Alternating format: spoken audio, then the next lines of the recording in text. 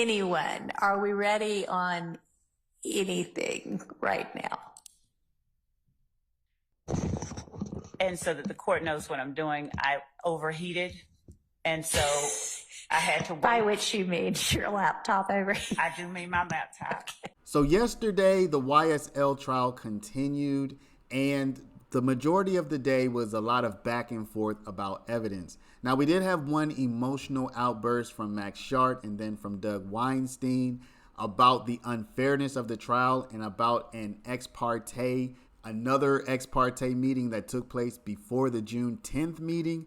There was actually a June 7th meeting, and the transcript for that one came out. So you can find that online. Kat Knott Williams has a full reading of that transcript, so search that up on her page.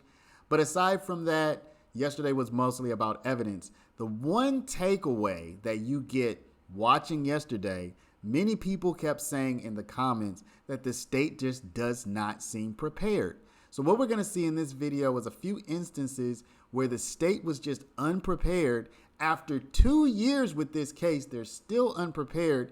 At least that's what many people are commenting. And you'll even see the judge come to a point where she says, is anybody ready to do anything?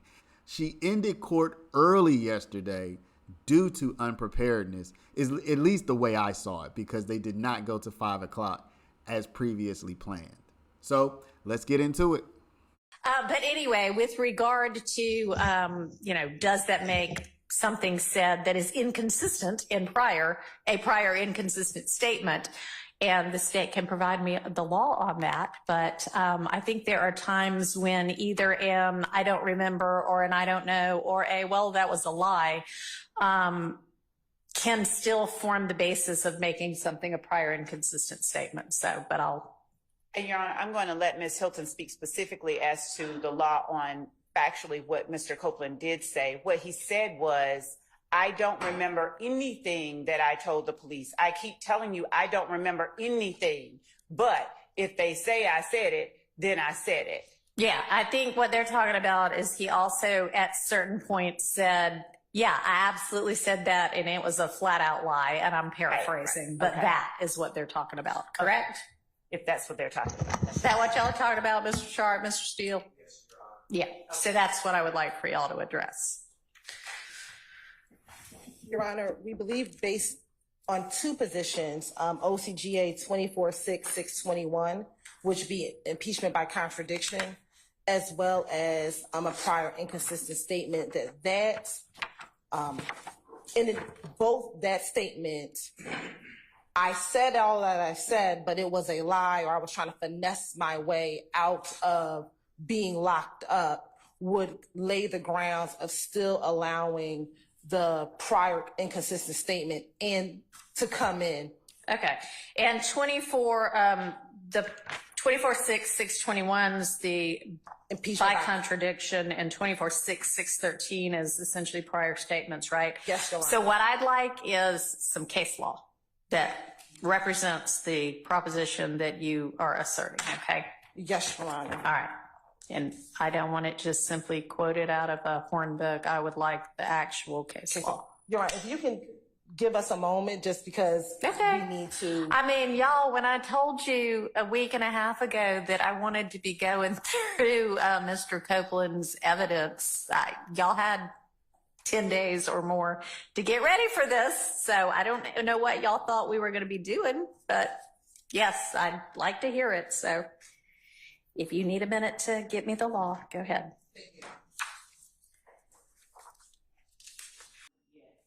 At him.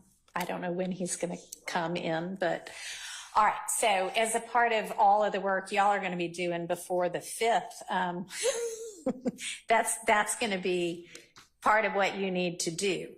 And not just for him, just so that for everybody, for your next 30 witnesses, and then for your next 30 after that. And so if not trying to tell the court how to use the court's time, but if during...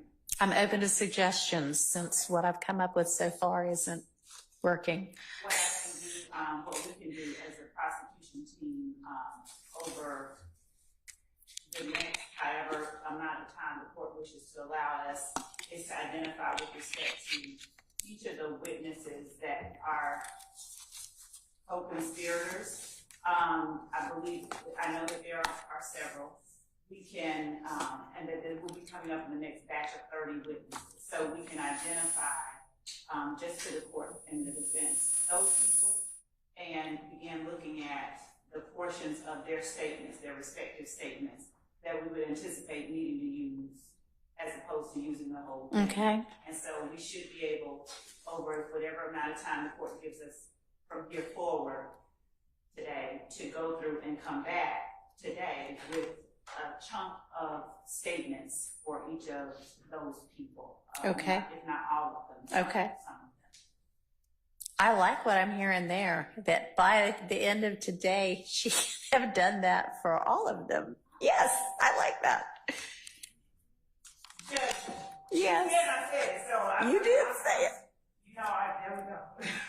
But I not overshot. You might have overshot. All right. Well, hey, if you can even do it for one, that'll give us something to work on. And I thought you said you could do that before the end of today. Okay. So anyone, are we ready on anything right now? And so was there an order at some point or a direction from the judge to tell the defense which statements she believed to be co-conspirator statements that led to this supplement?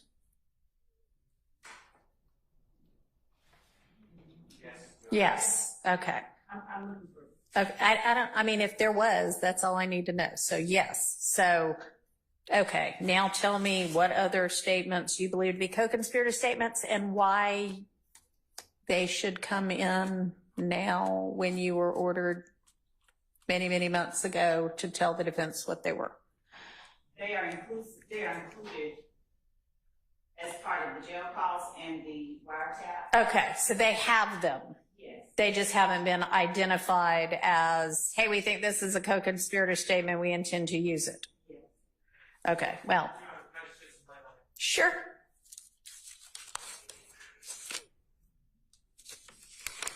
Well, I mean, I shouldn't say sure. Sure, you can try to, whether you're successful or not, I don't know. I understood. So when they say they've been provided, they have not been identified in any way, shape, or form. There are thousands of jail calls involving dozens of people. Yeah. There are about 3,000. I think you've said enough. I understand. Them provided in discovery, not identified as here are what we believe to be co-conspirator statements. Thank you. That was kind of what I thought when she said you have them in discovery. All right. So I would imagine that the discovery in this case is beyond voluminous. And at some point in a trial in this day and age, you know, how it's supposed to not be trial by ambush anymore. It's supposed to not be trial by ambush. And I'm not saying you're trying to ambush, but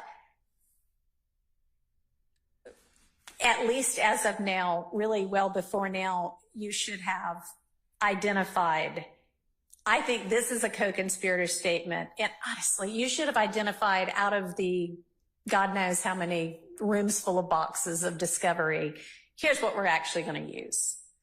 So to the extent you haven't done that, I've already told you you're going to be doing that by telling us very specifically as to each witness, here's the evidence I intend to use.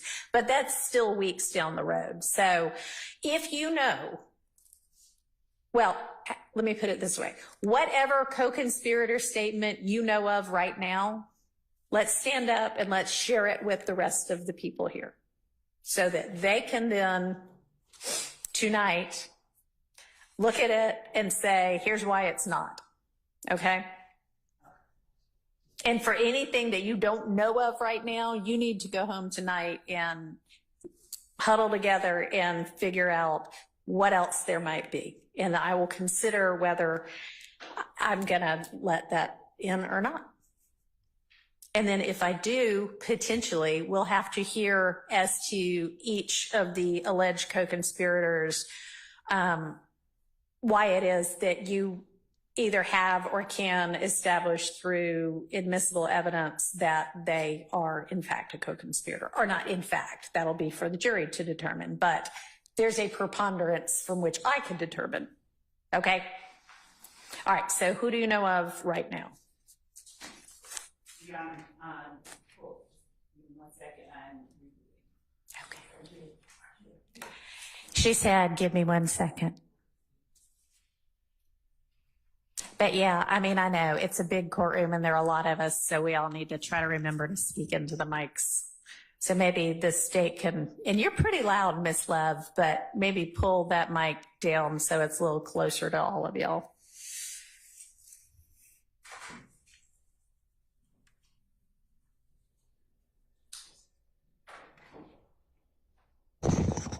And so that the court knows what I'm doing, I overheated.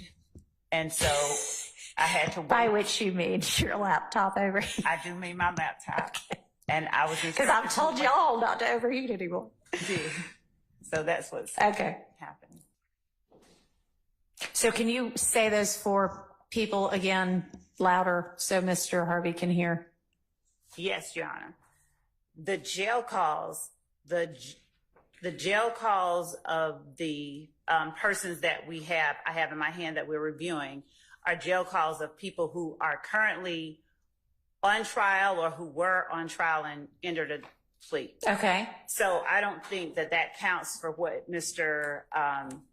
Harvey is talking about in terms of co-conspirator statements. In other words, for instance, I have Mr. Kendricks, Mr. Stillwell, Mr. Nichols, jail calls that we had under review by the team who was working on that. And that we've identified calls from that we intended to use. If I may respond to that, if it's Mr. Nichols' phone calls, the kid has been in jail for a couple of years, number one. Number two, those are his statements. I'm entitled to those under the